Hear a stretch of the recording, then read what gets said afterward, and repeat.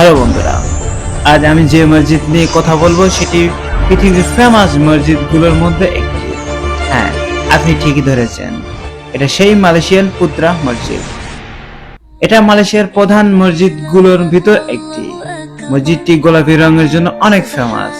অনেকে এটাকে গোলাপি মসজিদ বলেও ডাকে। প্রতিদিন হাজারো টুরিস্ট এটা ভিজিট করতে আসে। মুসলিমদের জন্য এটা সর্বদা উন্মুক্ত থাকলেও অমুসলিমদের জন্য কিছু নিয়ম রয়েছে। অমুসলিম টুরিস্টরা বেশিরভাগ ক্ষেত্রেই ছোট জামা কাপড় পরে আসে।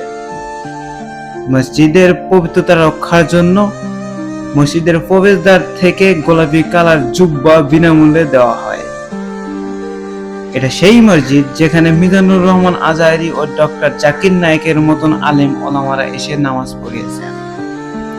পুত্রা মসজিদ মালয়েশিয়ার প্রথম প্রধানমন্ত্রী টুংকু আব্দুল রহমান পুত্র আল হাজের নাম অনুসারে নামকরণ করা হয়।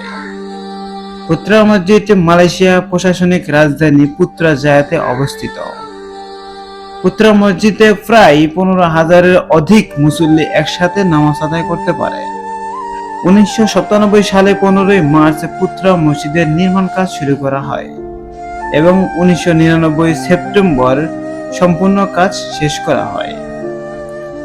মসজিদটি দূর থেকে যেটা আপনাকে বেশি আকর্ষণ করবে সেটা হচ্ছে তার গোলাপি রং ও প্রধান মিনার, যেটা 116 মিটার উঁচু।